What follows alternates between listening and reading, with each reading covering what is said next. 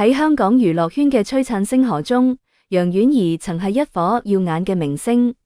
佢憑藉出眾嘅容貌同優雅嘅氣質，一舉奪得港姐冠軍嘅桂冠。嗰一刻，佢企喺人生嘅巔峰，光芒萬丈，前途一片光明。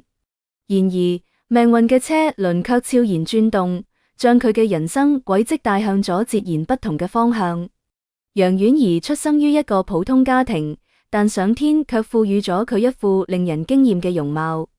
佢身材高挑，面容精緻，一雙大眼睛好似藏住星辰大海，笑起嚟時嘴角微微上揚，盡顯溫婉動人。憑藉鑄金嘅優勢，佢參加咗香港小姐選美比賽。喺比賽中，佢一路過關斬將，憑藉出色嘅表現同獨特嘅魅力，征服咗評委同觀眾，最終戴上咗嗰頂象徵着榮耀與夢想嘅港姐桂冠。成為港姐冠軍後，楊婉儀順利進入咗香港娛樂圈。佢開始接拍各種電視劇同電影，與眾多知名演員合作。喺熒幕上，佢塑造咗一個又一個鮮活嘅角色，無論係溫柔善良嘅女主角，定係心機深沉嘅反派，佢都能演繹得淋漓盡致。佢嘅演技得到咗業內人士嘅認可，亦收穫咗大量粉絲嘅鍾意。佢嘅生活好似被鮮花同掌聲包圍住，一切都顯得咁美好而順遂。喺事業蒸蒸日上嘅同時，楊婉儀亦收穫咗愛情。佢結識咗黃淑芬，黃淑芬出身豪門，風度翩翩，兩人一見鍾情，好快便墜入咗愛河。佢哋嘅愛情好似童話一般，令人羨慕不已。喺眾人嘅祝福聲中，佢哋攜手步入咗婚姻嘅殿堂。婚禮現場奢華而浪漫，楊婉儀身着潔白嘅婚紗，宛如公主一般靚麗動人。黃淑芬則深情咁望住佢，眼中滿係愛意。嗰一刻，所有人都認為佢哋會一直幸福落去，過上令人向往嘅豪門生活。婚後，楊婉儀逐漸淡出咗娛樂圈，將更多嘅精力放咗喺家庭上。佢享受住豪門生活嘅奢華同舒適，與丈夫黃淑芬一齊憧憬住美好嘅未來。然而，平靜嘅生活並冇持續太久，一場突如其來嘅風暴打破咗份寧靜。黃淑芬一直對投資有着濃厚嘅興趣，佢渴望通過投資令自己嘅財富更加豐厚。於是，佢憑藉住家族嘅資源同人脈，開始涉足各種投資領域。起初，佢嘅投資都算順利，取得咗一啲唔錯嘅收益。呢個令佢更加自信，亦更加大膽咁投入資金。然而，投資市場變幻莫測，充滿咗風險同不確定性。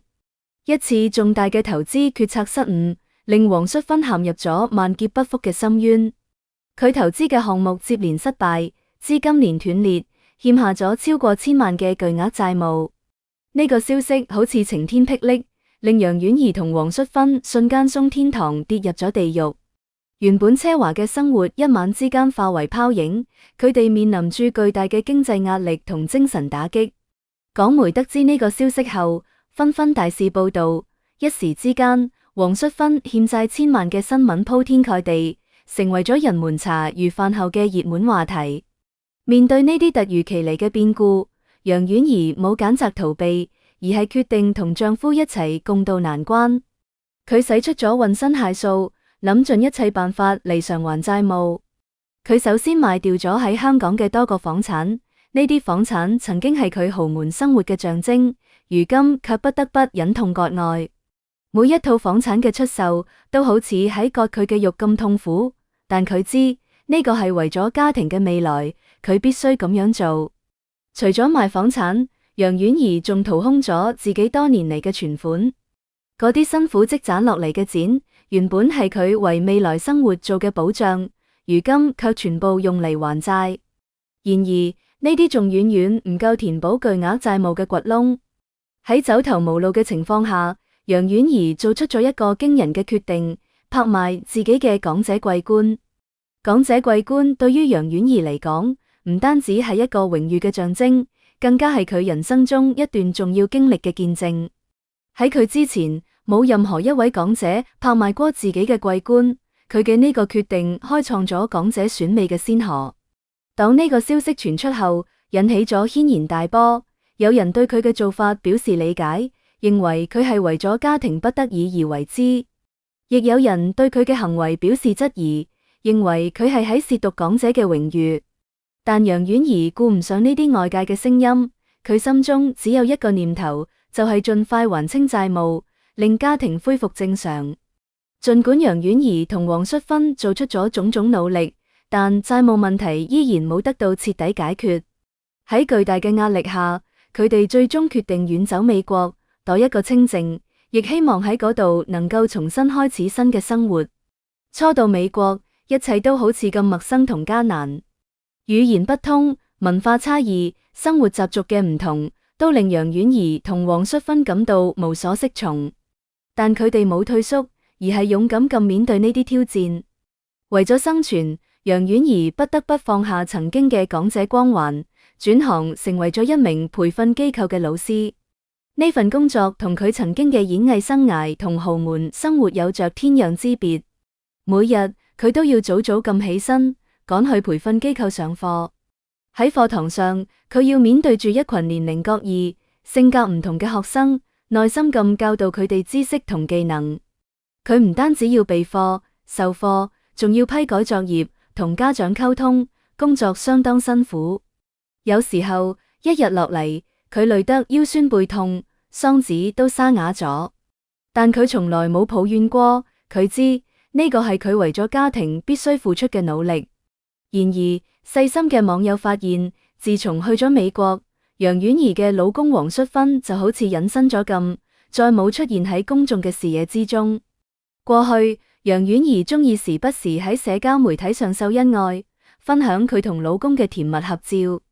嗰啲照片中，佢哋笑容燦爛，眼神中充滿咗愛意，令人感受到咗佢哋之間深厚嘅感情。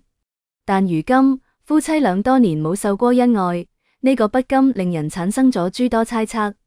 隨着時間嘅推移，楊婉儀同黃淑芬離婚、分辨嘅消息不脛而走。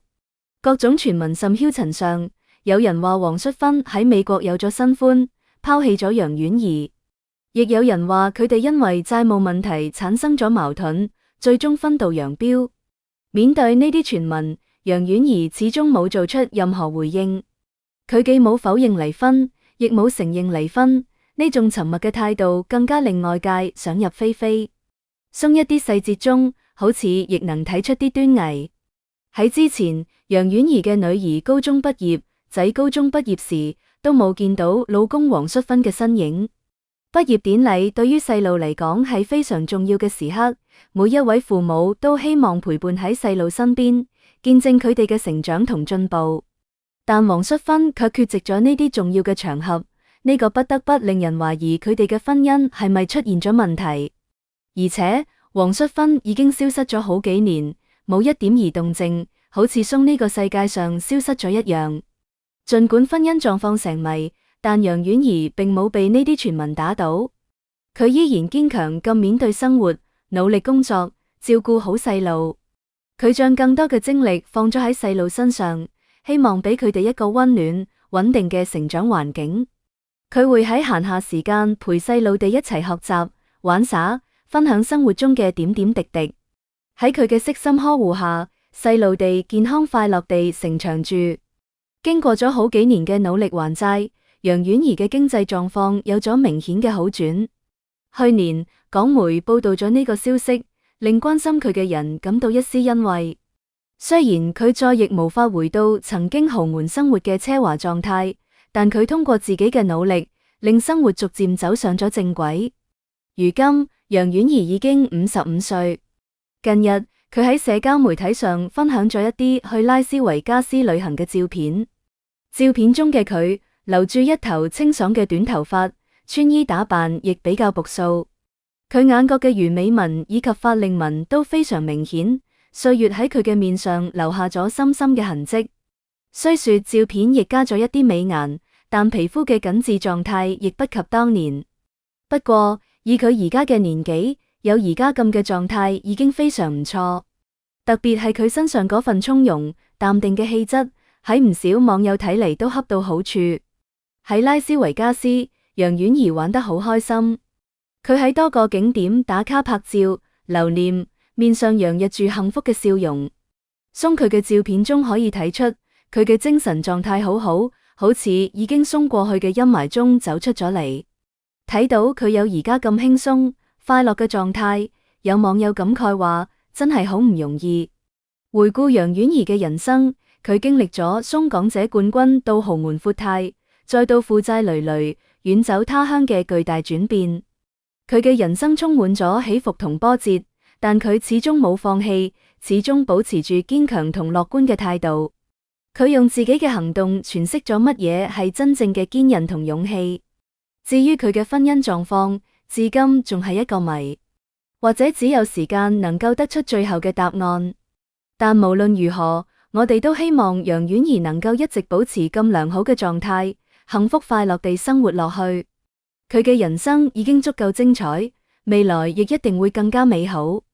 好啦，以上係本期嘅內容。如果你鍾意我哋嘅節目，歡迎訂閱、點讚、轉發，感謝大家嘅支持。